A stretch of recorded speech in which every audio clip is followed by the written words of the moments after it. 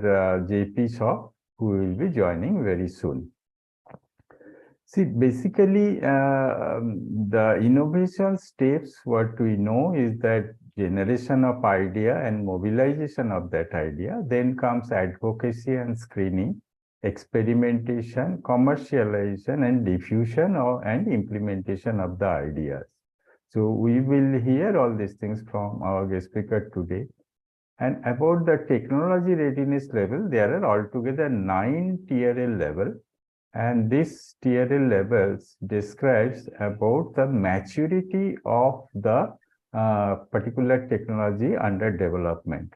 This we will hear from our guest speaker today. We'll hand over the session to our guest speaker.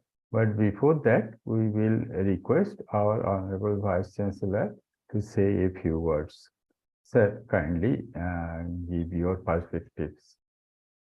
Thank you, Mr. Mukhopadhyay. I was also wondering this low number of participants, how this can be improved. And what Abul was saying is quite correct, that one strategy we can develop, as you were saying, the scanning of QR code and all these things. But I was thinking to go for this bulk SMS service for the students, to reach out to them immediately for with any message and notification. And because this is basically all these activities is targeted for the students only, and we need to make the students more aware of this changing scenario worldwide. The scenario is this: we have to rely on our innovation skill, we have to rely on our entrepreneurship skill, and at the same time, how to go for this developing practical possible solution for all these things to make this anything commercially successful. So that and for that purpose, all these activities, particularly this process of innovations, and then this, how they are ready for with their technology and all these things. And that is to be inculcated and among as a culture in this in the university level. And as because this culture so for the last few years, so we are trying hard from our side, and that this return on our investment as far as the effort is concerned is not that much encouraging. So this is now a time where we should think seriously how to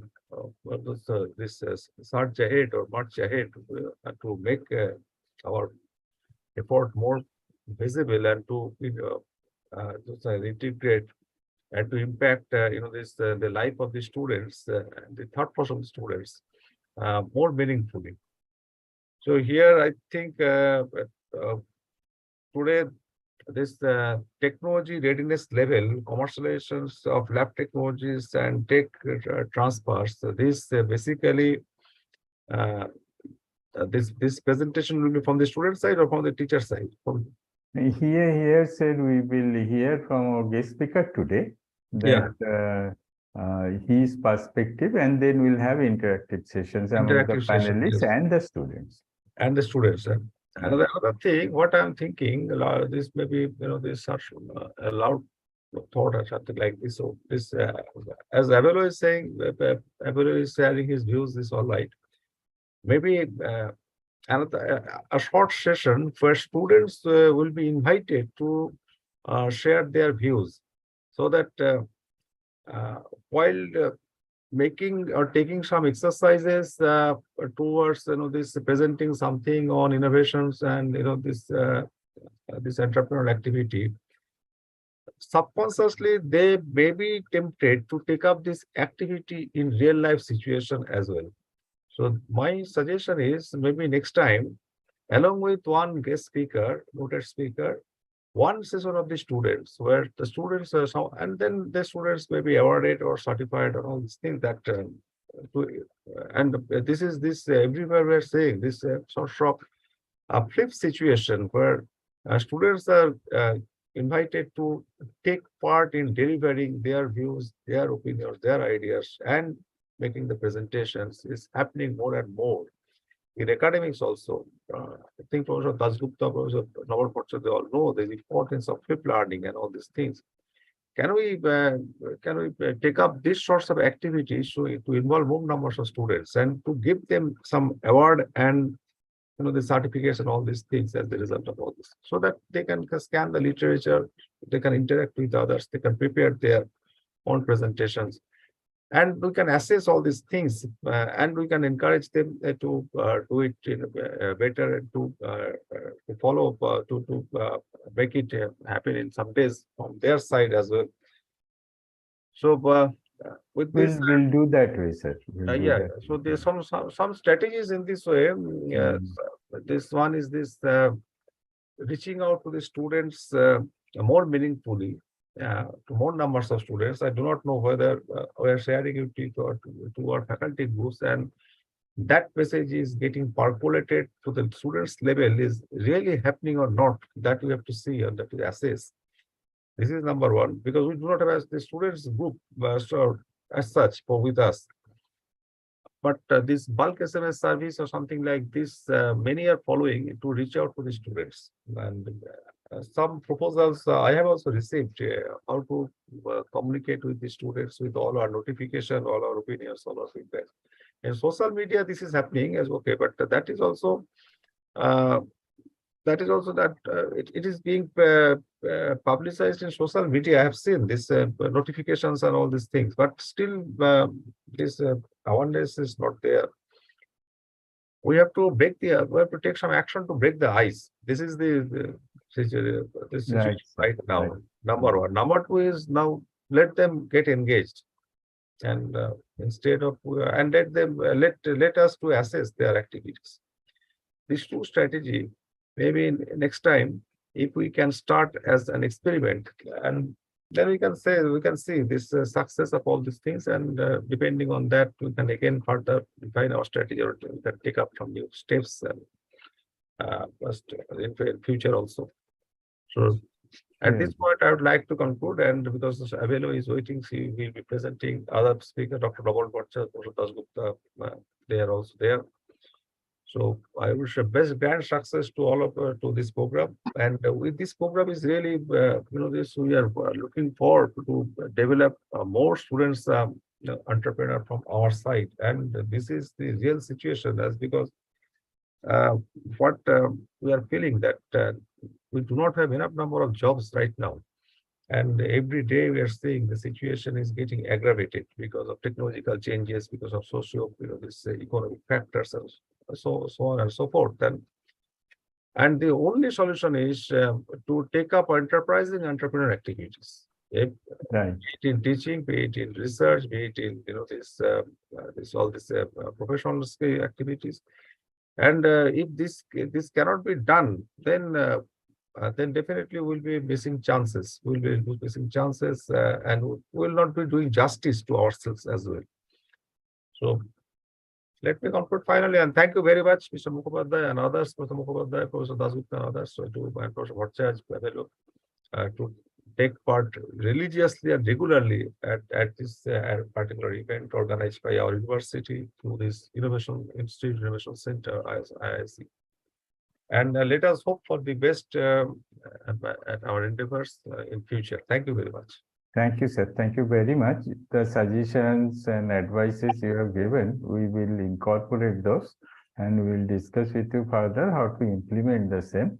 And today's webinar will go forward and see that this reaches more and more to the students for the benefit of the society and for the benefit of the children itself. So thank you once again, sir. With a brief introduction about Mr. Abul Roy. Mr. Abul Roy is currently the Managing Director of Kolkata Ventures. He is the Director of ECC Engineering Private Limited. He is in the Board of Advisor of Amity University and Comedy Munch, New Delhi. He is former Startup Advisor of Prime Minister of Nepal. He is the guest lecturer of Illinois Institute of Technology and many IITs.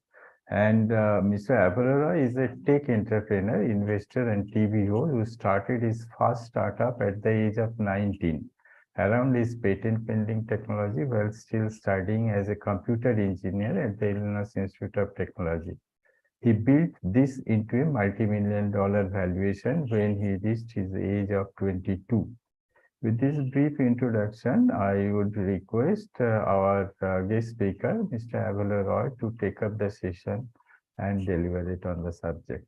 Mr. Roy, please. Thank you so much, Mr. Mukhopadhyay. Again, wonderful to be with you. Well, there are less people because the topic is a little complex. But having said that, it is not supposed to be meant for the common masses because not everybody gets to file for patent. Not everybody gets to have that kind of intellectual stimulation. So when I was in college, I came up with technologies and they were patented in US, UK, and Japan. So I had to rigorously go through this exercise myself. So when I heard about this topic, I thought I would love to take this on and share it with you. So let me first of all give it the student's perspective and the entrepreneur's perspective why we want to talk about innovation and intellectual property protection. So any business that you do needs to have something called the unique selling proposition, USP. And when you are able to do it in a different way, you get the marketing opportunity to say, hey, we are better, cheaper, faster in this particular way, as a result of which you should buy a product, right? And whatever that better, cheaper, faster method is, it's easy for others to take and copy, and they can also make things better, cheaper, faster. Then it's no more your advantage because everybody else is copying. And that is why intellectual property protection exists in the form of trademarks, patents, trade secrets, contracts, and others. So today we are going to cover the following. So we're going to talk about innovation that can be protected. There are not everything that can be protected. For example, if you try to patent a four-wheel car, you can't. Why? Because then somebody who has patented it, others cannot, and they have to make three-wheel cars and two-wheel cars, and so you can't patent fashion accessories, clothes, and whatnot. So there are certain things you can't, but there are certain things you can. We'll get into the details of that. Then what is patentable? What kind of technology? And how do you know it's patentable? If somebody else has a patent, you can't patent it. You can't protect it. So various types of intellectual property protection. The process of protecting your intellectual property in India, what the process entails, and in foreign countries, and the commercialization of intellectual property and tech transfer in a university setting, right? And we are also going to go through the technical readiness and whatnot, those details. But I'll try to make it as interesting as possible so it doesn't get boring for you. So let's go with the first part, why we need to protect innovation. Here's why, especially from an entrepreneurship perspective. When you have something that is of intellectual value, like when I raised my first investment, my investors actually put a dollar value on the patent that we had, right? Which was more than $750,000 that they put in, that this intellectual property that you own is worth this much. So we value at $750,000. So in a business, there is tangible assets and intangible assets. Tangible assets are basically your laptop, your furniture, and various things you can touch. Tangible means to touch. And intangibles are things you cannot touch. So intellectual property falls in that category, and it can be a tremendous boost to your valuation. So intellectual property, now there are certain things. For example, your logo, right? That's your intellectual property. That's unique to you. So we have to trademark the logo. When you trademark a certain logo, then others cannot copy. For example, let's talk about the famous brand, Apple, right? So if you take that Apple logo, the half-eaten apple, and try to do anything with it, you'll get a letter from Apple's legal department saying, hey, you're infringing on our trademark, you can't use it. I was doing this event in Mumbai called Passion to Profession, right? And there were, advertisements everywhere, print, digital, everything. And this lady mails me in the morning, remove all your advertisements because I have a trademark on what you're promoting. I have a trademark on passion to profession. Now, I know intellectual property quite well.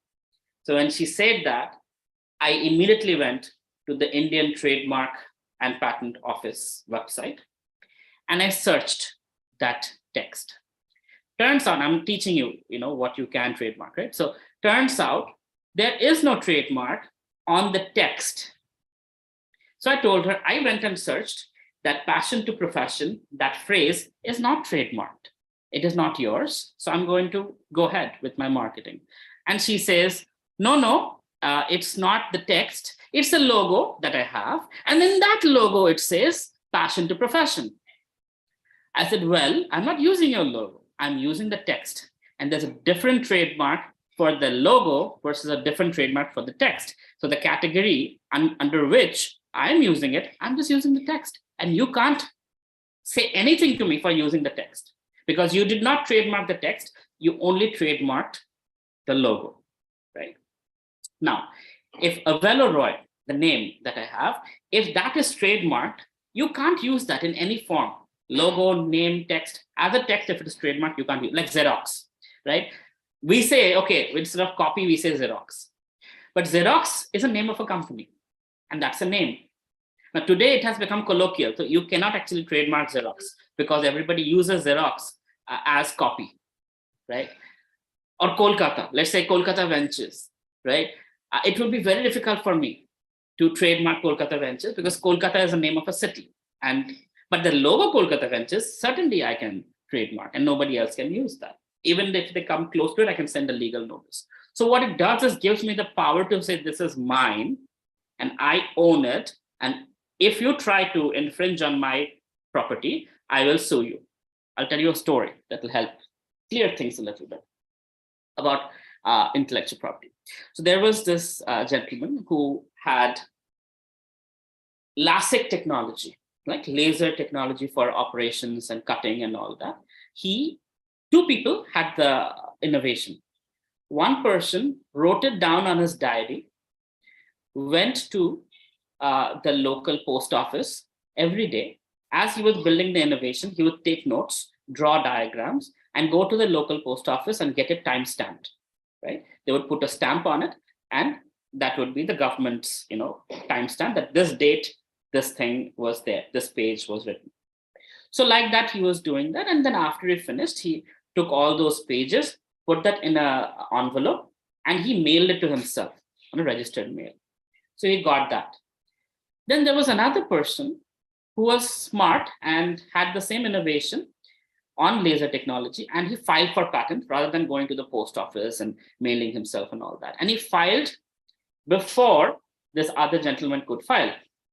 So as a result, he was given the patent. The second person received the patent.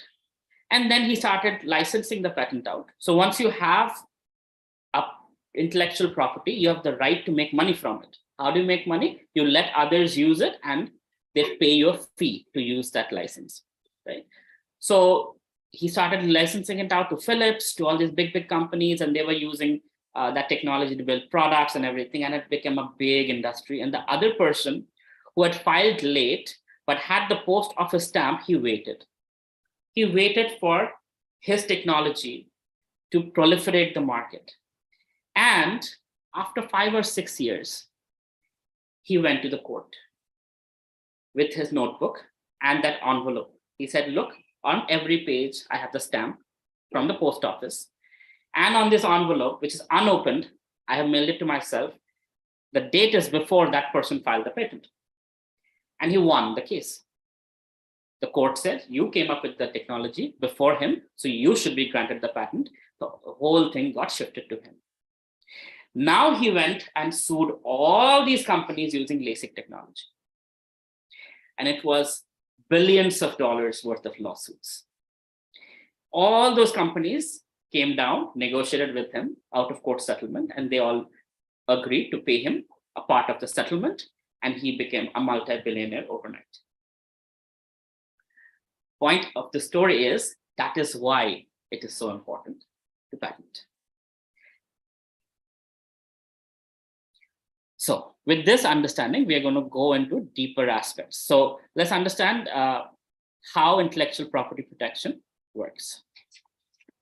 So intellectual property rights are statutory rights. Once granted, allows the creator or the owner of the intellectual property to prevent others from exploiting the same commercially for a given period of time. Generally, it's 20 years. Patent is 20 years. You have access to. Like Rabindra Sangit, for those of you Bengalis, right? For 100 years, there was a copyright on Rabindra Sangit. No one could change the text, the music, the instruments. There was a tremendous amount of rights. And many singers who tried changing it, they were taken to court by Vishwabharati. And there were lawsuits. And some of those people actually became bankrupt because 100 years was given. Once 100 years was over, Rabindra Sangit was being messed around by any Tom, Dick, and Harry, right?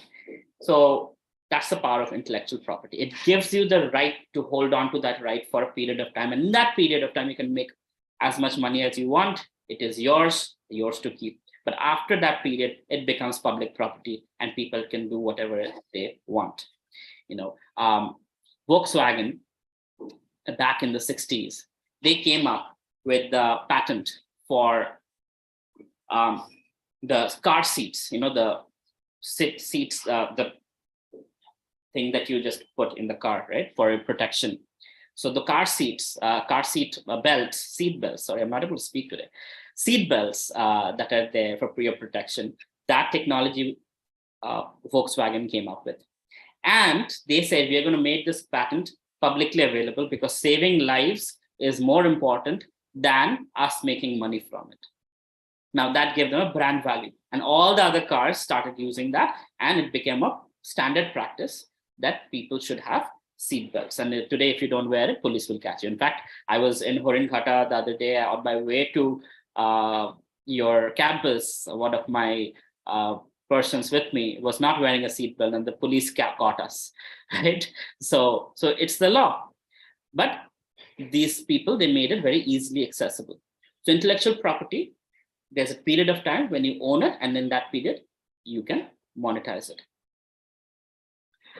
All these are various acts that the government has passed. I'm not going to bore you with the details. The invention and innovation. So let's understand. Invention, according to the government's understanding, means a new product or process involving an inventive step and capable of industrial application. It can't be just imaginary. It has to be having an application, and it needs to be a new process. How do you know it's a new process? There are clauses you have to provide. Clause 1, it does blah. Clause 2, it does this. Clause 3, it does this, right? So more clauses, the better it is. And you say, these are the reasons why it's innovative. Now, here is a hack. If I want to patent that, I just have to add another clause. You have 25 clauses, I will add the 26th clause, and I say, I have a unique product. People do that all the time. You can't win with the patent. Okay, I will file for a patent with a unique clause, and I'll make it my patent. So that is also there, of course. But the point is, most people don't know. An innovation means a successful exploitation of new ideas in the form of a useful machinery or process by any person using his or her intellect. So invention is a new product or process involving an inventive step. And innovation means successful exploitation of new ideas to form a useful process or machinery. All inventions and innovations are patentable, but all the innovations are not patentable inventions, right? Subtle difference, your lawyer will take care of it. Don't get bogged down by it, don't worry about it. But this is, in legal terms, these are the differences. The patent system is a contract, just like your rupee notes. They're contracts signed by the RBI governor, right? Reserve Bank of India's governor is saying, this is 20 rupees, this is 100 rupees, this is 500 rupees. Same way, a patent is a contract between the inventor and the state, whereby the inventor or applicant is granted a monopoly from the government on that particular intellectual property, on that invention, that you own it and no one else owns it and no one else can use it unless you let them use it. The patent system ensures that information on new inventions is made available for eventual public use so as to encourage technical and economic development. So the moment you apply for a patent, your unique secret becomes publicly available. You go to Google Patent, you can see all the patents that are available today. That's a great way to do research, actually, to find out what is coming up next in the next 3 to 5 years. What are the great innovations coming up? Because if they're patented, they're publicly available. A lot of people don't go for patent as a result. Why? Because when they go for patenting, then their competitors get to know about it, and they can do that trick that I just told you, that they can have the 26th clause and they can have a new patent. Right? So people who are really like secretive, they don't go for it. They call it trade secret. So Coca-Cola, for example, Coca-Cola has a secret ingredient that they have kept hidden from the rest of the world for the last 100 years. No one knows what that is, except for 6 or 7 people in this world.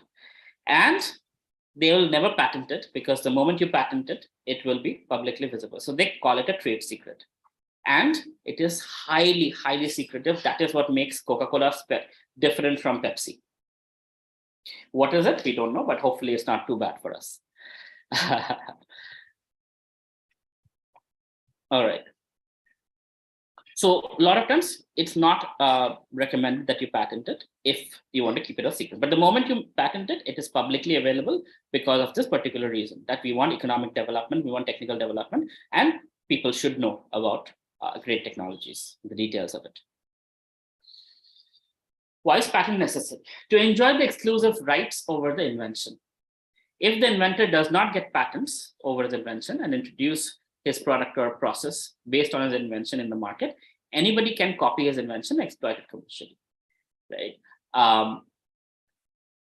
It happened to me. I was coming up with my invention, commercializing it, and in the process, I was also presenting to multiple places. As you guys know, I speak a lot, and I go on stage and I talk about things. I don't hold back. So I was not keeping it a secret. Somebody in the audience heard me. He went ahead and commercially made that intellectual property available. He launched it that day. I will still remember, I had a heart attack. I woke up in the morning and I'm getting messages from all my professors, friends, like, whoa, Avello, before you could go to market, they have come to market. What will you do now? I had the shock of my life. And then I was like, there's nothing I can do. Let me go talk to this guy. So I went and talked to him. I went to his office and he recognized me. He's like, oh, hey, how are you doing? I'm like, good, good. Well, obviously you're far more experienced in, product to launch. And it seems like what you have and what I have has a lot in common. He said, yes, because I learned it from you. You were speaking on stage. I heard from you and I brought it to market faster than you could. So look at me. I'm like, oh, so you were actually an audience member when I was speaking? Like, yes. I was like, wow. And I told him, like, can you please not do this? You're hurting my case. He's like, no. This is how the life works. You should learn. You're in the business world and business is filled with wolves. So I'll go all out and make money while you watch. I said, well, I am the innovator, so I can still innovate and be more unique. And you watch me and you watch me grow, and I will watch you fail, because you can't go beyond what I have told you. But I know the actual stuff and I can go far, far, far beyond what you have built. And that's what happened. He launched it. He saw some success, but eventually he couldn't go beyond it because he didn't know all the secrets. And I launched 3 months later and I was able to succeed because it was my idea. So eventually, your protection is your own innovation, your own creativity. But intellectual property, patents and whatnot give you that right. But the thing is, it takes 5 years to get your patent approved. And in that time period, if somebody is using what you're saying, there's nothing you can do because your patent pending, but your patent is not approved. If it is not approved, you can't sue people. All you can do is watch and wait. So sometimes that can be very, very hurtful, because sometimes in 5 years only, whatever idea you came up with, the value of it is gone. So by the time you get the patent, it has no more value anymore. So that sucks. So I saw that Google gets their patents approved in matter of 11 months, 7 months. And I asked the government people, I'm like, how come they get it faster than me? They said, how much tax do you pay? And how much tax does Google pay? So of course we will give privilege to the bigger taxpayer. I'm like, okay, that's how it works. Capitalism. Anyway, so that's why patent is necessary. Now, I'm again not going to bore you with all this, but what is patentable? That is something you have to understand. So in order to be suitable for patenting an invention, it must be related to a process or product or both, right? You can have a unique process of, let's say, filtering oil. Somebody is filtering this way, you filter that way. And that process is what you patent. Or you have a machine for filtering oil, and that machine is unique, it's faster, cheaper, whatever else, and that is what you're patenting. So regardless, if either a process or a product or both, right? It has to be novel. So you will hear patent attorneys say the word novel a lot of times. An invention is considered to be novel if it has not been disclosed to the public at the time that the patent application was made. So once you apply for patent, you can talk about it. Like I was doing, I'd apply for provisional patent, and then I started talking about it on stage. So the law is that before provisional patent, you have 1 year. So once you open your mouth about that invention, you have 1 year to file for provisional patent. Once you file for provisional patent, you have 1 year to apply for actual patent. Once you apply for actual patent, then there are the international patents. There's something called WPO, or World Patent Organization. There it gives you 27 months or 24 months, 27 months, I think. 24 months, I'm sorry. Gives you 24 months to apply to whichever country you want to apply to, right? So in short, you're getting basically 2 to 3 years from you opening your mouth in public to filing for patents in multiple countries. And while you're doing in that process, you can open your mouth and you can talk about it, no problem. It will not infringe, it will not stop you from patenting it because you've already filed for it, right? That's what it's being talked about here. So a novel concept, basically, it's not been disclosed publicly. Public means more than 3 people. If you speak in a room with more than 3 people, it is considered public disclosure. An inventive step, a feature of the invention that involves a technical advancement. Mr. Mukherjee, you want to say something? Sorry, I'm okay. Please continue. Okay.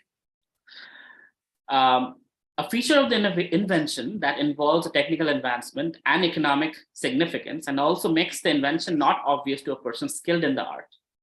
So basically, the inventive step cannot be something that is obvious, like a switch or a flip, or something that is, it has to be unique. It has to be unique in a way that is creatively unique.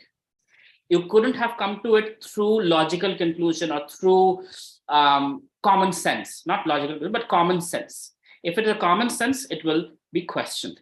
But if it is a technical innovation, an inventive step, only then it gets approved for patent. What is the subject matter that is patentable? Continued. So capable of industrial application. So it has to be, so the whole point the government is letting you own monopoly over it is so that the industry will be helped in economic development. So it has to be somewhat connected to the industry, that it will be capable of being application oriented in the industrial field. Now, frivolous inventions can be there, but they're not encouraged. In the frivolous means like just inventing for the sake of inventing. You put a giraffe on top of an elephant, on top of a unicorn, and you make some machine look like that, and you want to patent that. It's not useful. But if it is an invention that can make something in industry, it can be useful, then that is given more priority. And moreover, commercialization is also primary here, right? So if it is commercially viable, then it's good. But if it's commercially viable but hurting people, then also on the grounds of morality, it can be rejected, right? Like, for example, there's a lot of invention that happens in the Department of Defense. Like our government is using several weapons and whatnot for hurting our enemies. But those patents are not applicable, not available to scientists to apply in the country. Sometimes they are, if it is used for good things, like a lot of airport-related, inventions. Patents from the Department of Defense are used in airplanes, on the runway, and making certain things more efficient, in the communication systems and whatnot. Sometimes certain patents might come from defense to the civil world, but a lot of times they don't. Most of the times they don't. So even though it's a patent, it can't be utilized. And you might not be getting a patent because you getting that access will allow you to, use it against people. Anyway, I'm not going to go too much into the details. There's two kinds of patent applications: the ordinary patent application and convention. It is basically, ordinary patent application is something if you do it, right? A simple application without any priority claim or anything being, you're just writing down, drawing your drawings and whatnot. A convention application is an application which, it's filed, and within 12 months, you say it's a priority. If I don't do it, something will happen, and it will not have its value. Like I talked about, that Google gets its patent quickly, whereas we don't sometimes. And this doesn't apply to us in most cases. It generally applies to companies like Reliance, Google, Tata, and all that. If you have to get it, you really need to have to have connections with the government. PCT application is basically patent cooperative treaty. We have a treaty with multiple countries, right? So international agreements. So what I call the World Patent Organization, WPO. So you apply for a PCT or a world patent. So all the major countries of the world have this treaty on intellectual property protection. So you apply for that, and there is a process, one process, and you can select the number of countries in 24 months or less. And then you can say, okay, I want my patent in this country, that country, this country, that country, this country. And then you have 24 months to apply for it and pay for it. It's expensive though. Okay, I'm not going to get into the details of it. Stages from filing to grant of a patent. What are the stages you should be aware of, right? You file for a patent application or a provisional patent, and then comes publication of the application, right? So on the Patent and Trademark Office, they will actually publish it on their website, and Google Patents will pick that up, and Google Patents will also publish it. So then comes request for examination. So great, scholarly people in that particular domain will be examining it. But India, it's not really scholarly people. It's a bunch of underpaid government workers who do this, and half the times they don't even know what they're doing.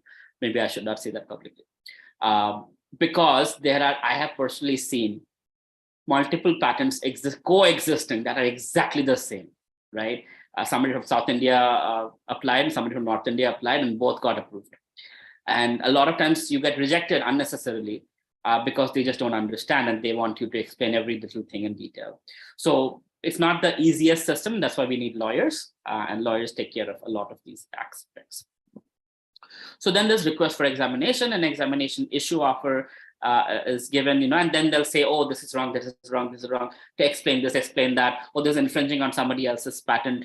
And they will put it on newspaper and say, does anybody has any complaint, right? Same thing with trademark, right? There'll be examination, then there'll be like a conditional offering, and then they'll ask to, put on newspaper. If anybody has any problem, they'll say, oh, you're infringing on my trademark. My trademark is very similar to yours. My name is very similar to yours, etc., etc. And long story short, if you're able to stand up to all those objections and go for it, then you will be granted the trademark or patent. It's a similar process. Patent, of course, takes a much longer time. Trademark is much faster. Still, faster means like at least 1 year, 6 months to 1 year it takes. Okay, and of course, and then there's if you don't agree, and you can go to court, and you can if you have cheated, somebody can go to court against you. They can, revoke it, and all of that can happen. So you don't need to know all those details. But point is, this is the basic process. This is the website where you can go and check out more. The fees and everything gets updated depending on the budget. So you can always see how the process is.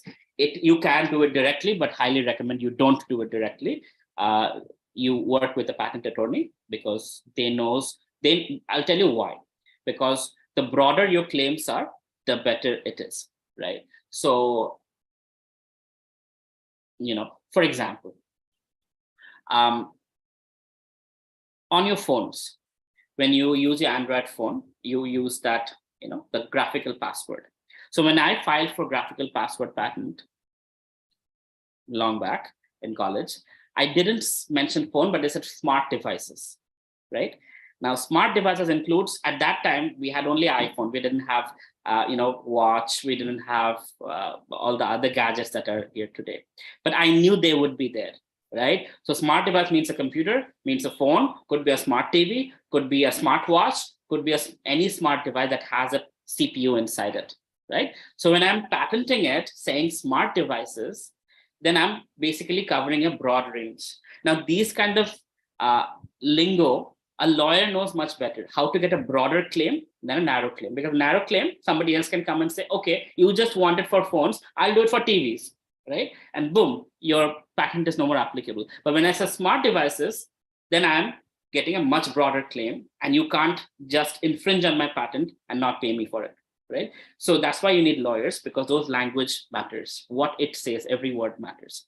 And also, as an entrepreneur, I'll tell you, this was the worst experience in terms of reading all that legal mumbo jumbo. But once I was over that, 3 times we had to go through with Japan, UK, and US. Once I was over that, I could read any contract at the flip of a finger. And today I'm, reading so many legal contracts for my businesses, and I'm better than the lawyers themselves. A lot of times I tell the lawyers how to structure, because I understand this from a business vantage point, whereas a lawyer thinks from a legal perspective. I can understand the legal perspective and the business vantage point, and I can structure it in such a way. But then the language I always tell the lawyers to put in, because that I can't do. But understanding of contracts, and it can be a powerful weapon in your hands. They say politicians have gundas, right? And entrepreneurs have lawyers. So when you are legally strong, you can use that to your advantage and strong arm anyone out of the way. So it's, even if you think it's very boring and it's not something you would be interested in, it is actually something that will help you in the future as well, because it will get you acquainted with how law works. All right. Let's see. Now, I don't want to go into further details on this. Now, I want to come to something that is technical readiness, right? So from NASA, this concept has come up about technical readiness. So European standard is there, and the NASA standard is there. So there are 9 processes or 9 stages of technical readiness. The first thing is there's observation and report that, okay, certain principle has been observed. Let's say you come up with a technology or an innovation, there's observation. Then comes the technology concept or application, right? So you create an application. This is how you practically apply this observation. Like, for example, sticky note, right? The glue for sticky note, you've seen sticky notes, right? Those little notes. So the glue is such that it's not very sticky. It doesn't stick too nicely. And at the same time, it is sticky. So if you put it on a computer, it won't stay in your computer. It will stay there. But at the same time, it can easily come off. So when they were trying to find a very, very strong glue in a lab, they came up with the weakest glue possible. And then they were like, what do we do with this? And someone had the idea, you know what? It can be great for envelopes. It can be great for sticky notes. We'll use this light glue for that application. And boom, there's a whole industry that popped up using the glue that is the weakest glue ever, right? And it doesn't leave any residue behind. So they found a nice application for it. So here, the The second part is formulation of the application. Then comes the analytical and experimental critical function and or characteristic proof of the concept in simple experimentation. Right? So you analyze it, you prove it, that it is applicable here, it is applicable there, it is applicable in all places. It's not just in the lab it is workable, but it is actually applicable in the real world.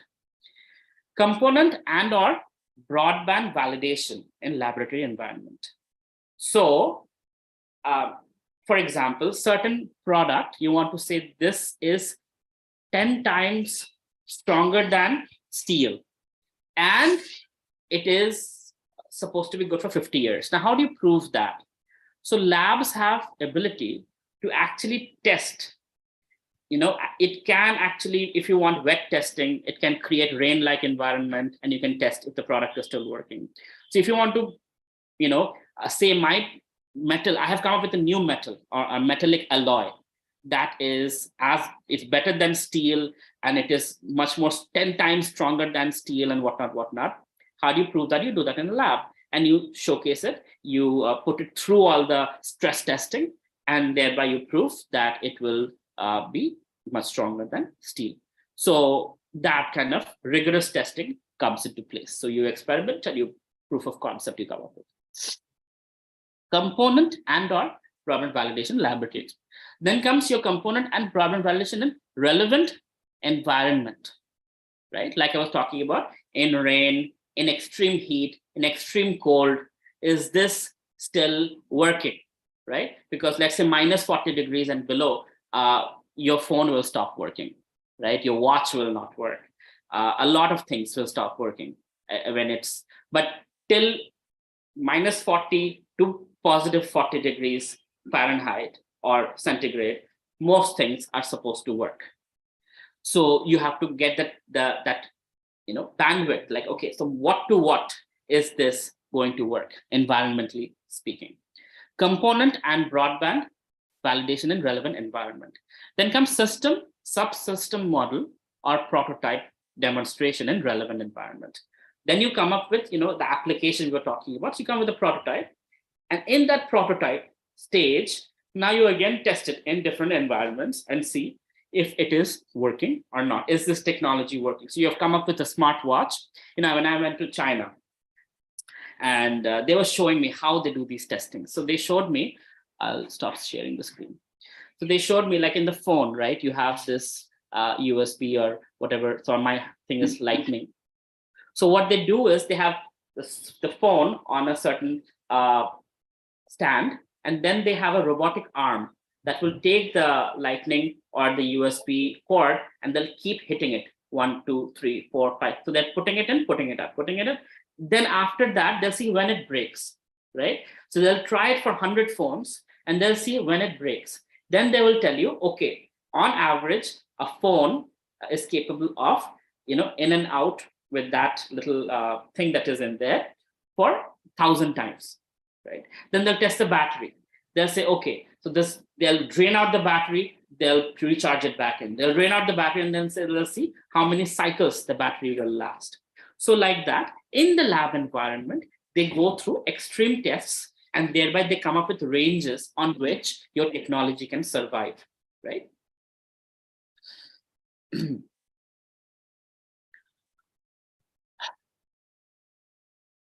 So that's the prototype. So you build a prototype and then you kind of stress test it, environment test it, you test it under water. So you say, my watch is water resistant up to 20 feet underwater. So all of those things come from these kinds of lab data. System subsystem model or prototype demonstration in a relevant environment. So there are systems and subsystems. So in basically, it's a demonstration of that. It basically works in different, let's say AC versus DC, right? It works in certain countries. There are different formulas for FCC approval.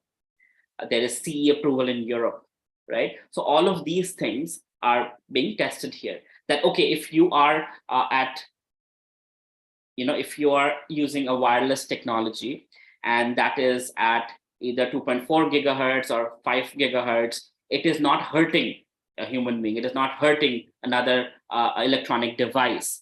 It's not, so it has to follow certain standards. So those things are being talked about, and system subsystem models of the prototype. So you have to showcase that it is, in ground and space, it is working. So for NASA, it's all about space. But point is standardization and not hurting any other technology because of your technology existence. Prototype demonstration, and again, that's NASA. But if you see the European part, system complete and qualified, right? System demonstration, operational environment.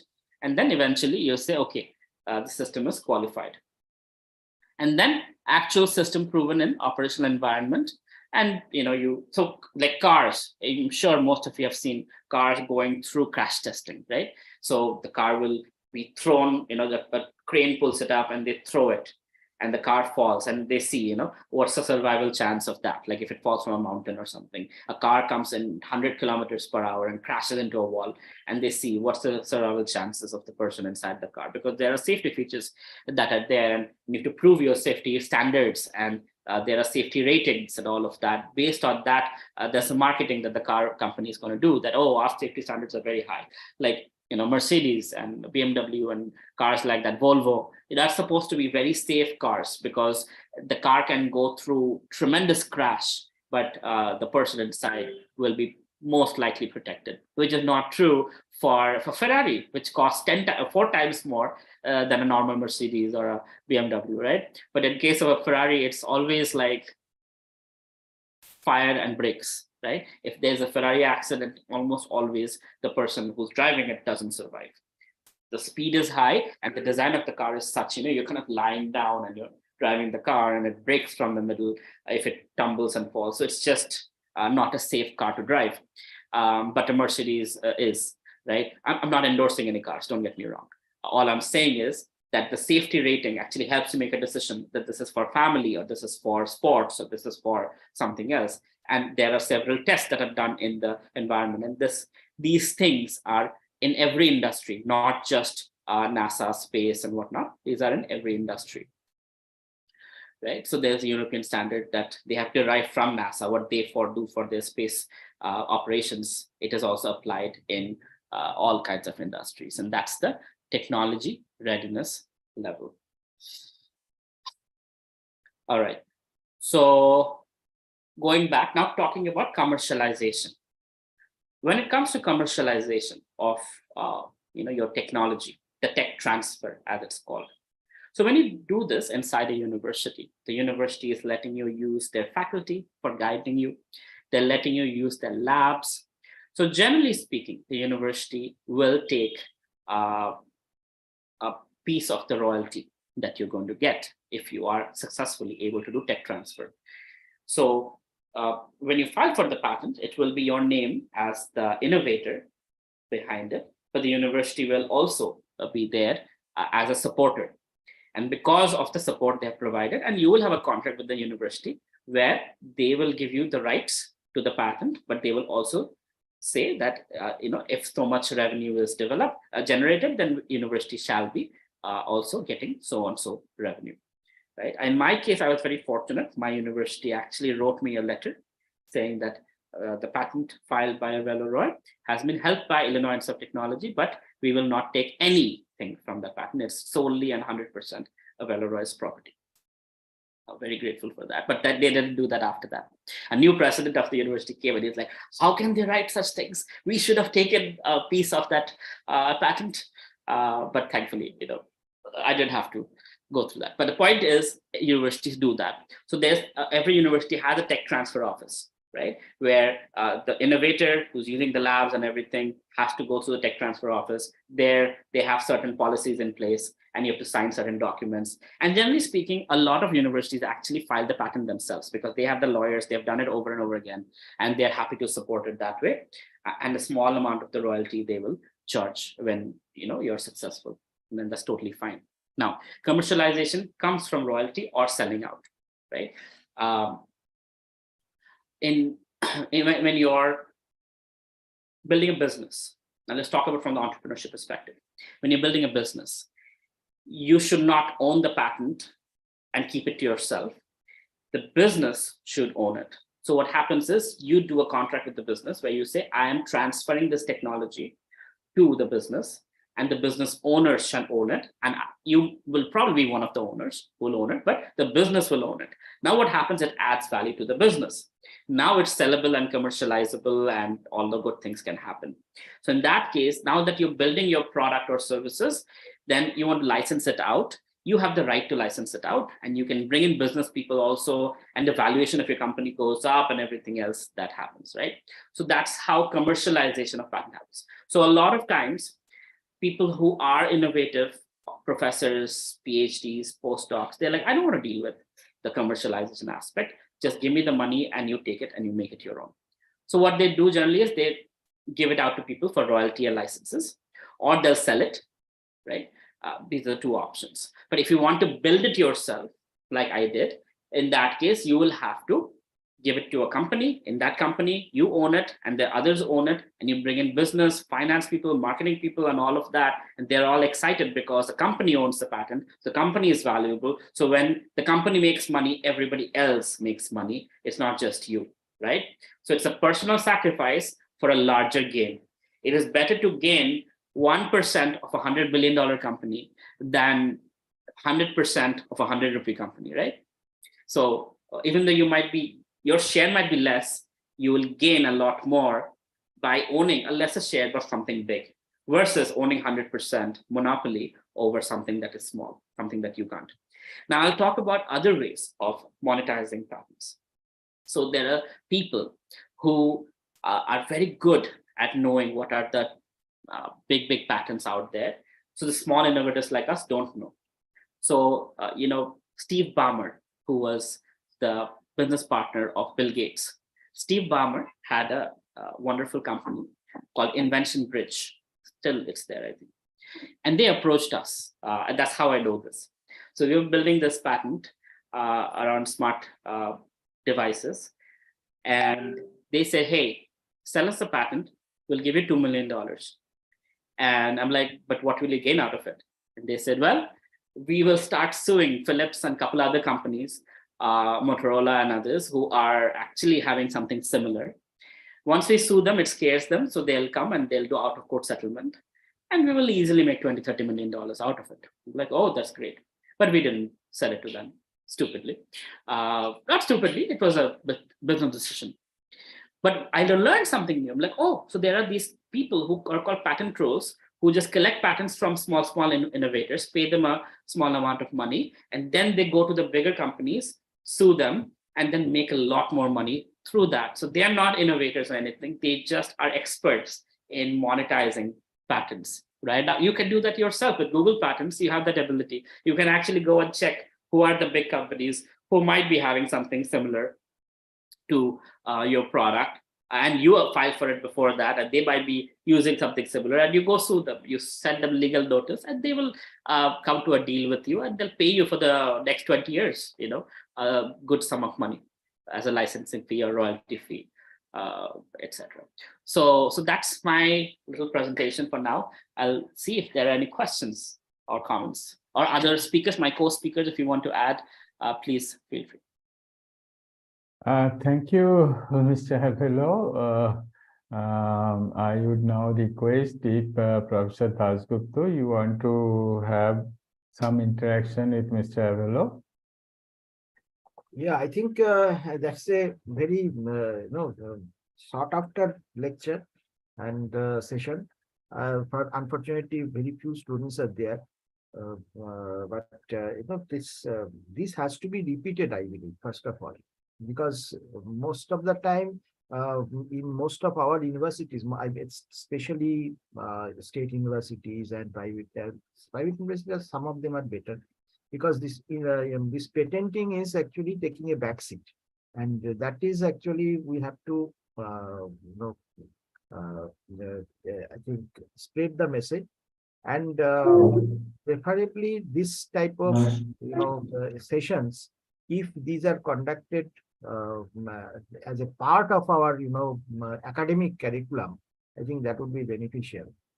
Because there are many more things actually which students should know. Not only students, even our faculty members also should know. And normally, it is my I think understanding is that normally good researchers actually they are to some extent they are not so careful about patents, not so careful about rights. Even it started with, in fact, Jagadish Bose also, because he has a very, I think there's a great saying by Jagadish Bose that it doesn't matter who invents the technology or the method, but it matters actually how to use it and who uses it. So that's why he lost many things, but actually later on people found out that he was the actual originator. In fact, he had the patent, official patent also, but he did not I think sue Marconi or anybody else. Okay, Marconi used those I think his invention by violating the US patent also. Okay. But anyway, that's a different thing. But today's world is different. So these things I think should be stressed upon more and more.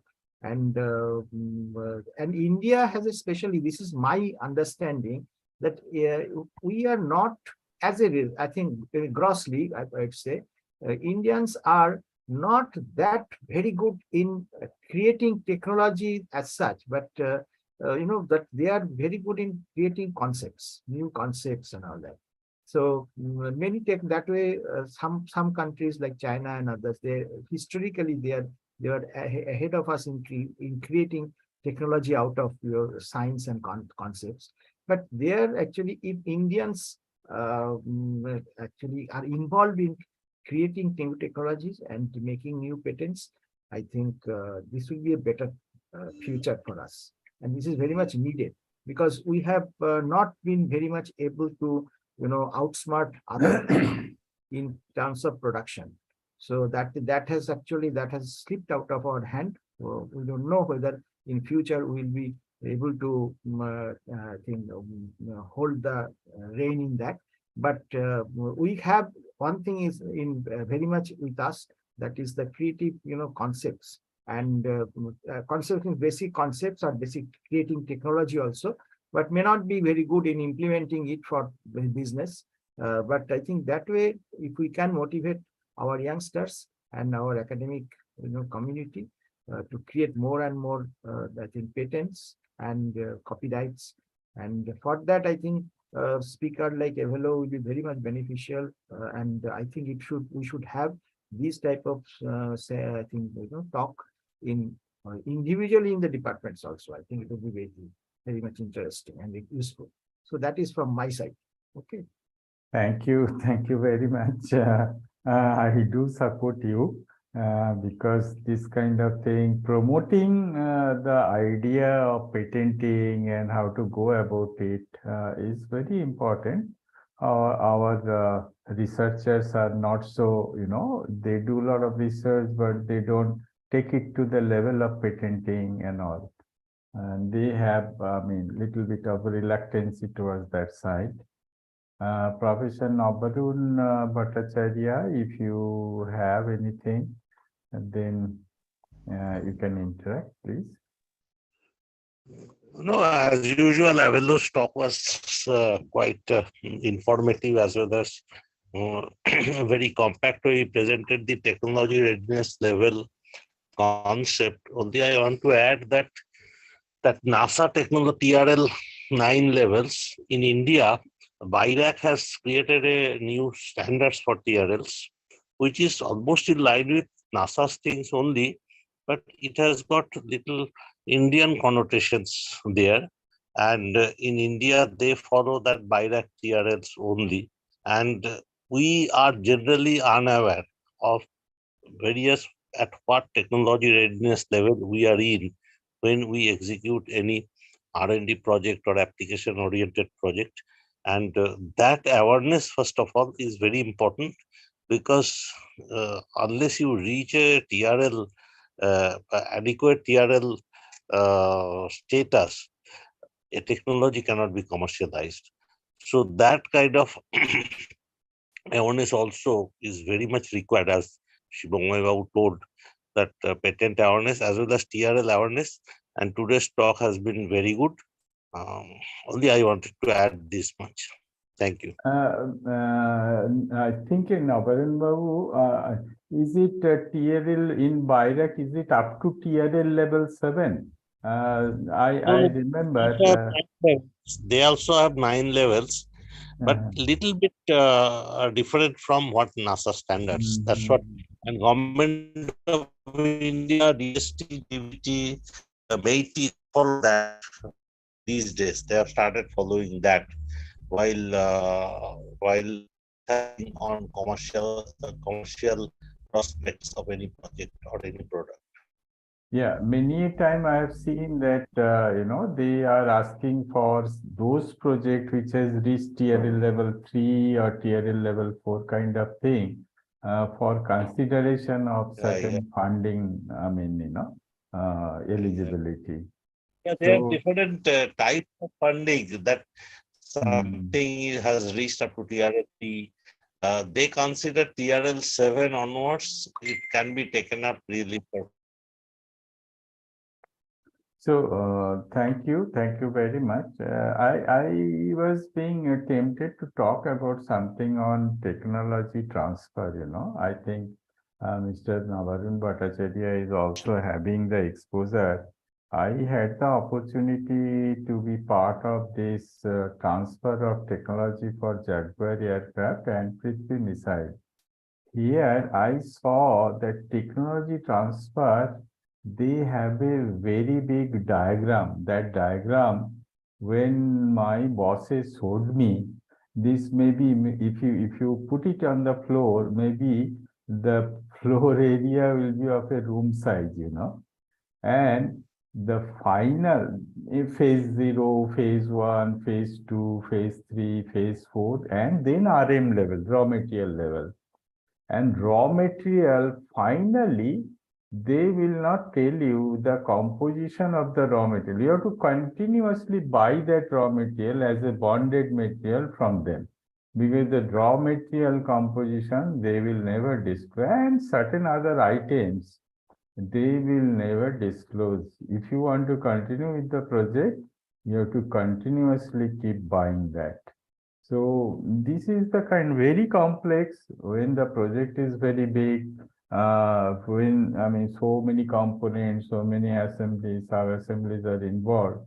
So this process is very complicated and they are very, carefully it is, designed that which level, which are the technologies to be shared, what is the price for that and all this kind of thing. And sometimes we interacted foolishly that you are giving this, but you are not telling this, technology behind it. Then they say that this is, gentlemen, this is phase 2. You will come to know in phase 3 when you pay this much of license fee. So all these kind of things are there. So it's very complex, very interesting, of course, and once again, your topics and lectures were very interesting. I don't see any open question over here. We have with us the director of EKTA Incubation Center, Mr. J.P. Shaw. Mr. Shaw, you are keeping fine now? Mr. Shaw, can you hear me? So, sir, you are not audible, sir. You have to unmute it, Mr. Shaw. I think, sir, the mic He is there is some unmuted, problem. but I think he's not responding, probably. He's unmuted. Is unmuted. We are unable to hear you, Shaw, sir. Yeah. No, your voice is not coming. Your voice is not coming, Sir. Voice is not coming. Your voice is not coming. Sir, please check the mic, sir. He's taking. Re-entered. Shasha, you please re-enter. There is something with your mic. Maybe some difficulties with his mobile phone. Maybe on all of our behalf, for Pradeep Babu, you can conclude with yeah. thanks. So, I mean, on behalf of all of us, including our Vice Chancellor, we extend our sincere thanks to you for the wonderful delivery you have given for the benefit of students, as well as we are also benefited. Unfortunately, we are not being able to hear from Shah Sahib. So, Sir has come again. no, we cannot hear him. So thank you, Mr. Roy. Thank you very much for your deliberations, and we will get connected for another sessions very decent time. Okay. Thank you very much. Thank Have a you. good evening. On behalf of Vice Chancellor sir and other co-panelists, I'm drawing the session closed. Okay. Thank you very much.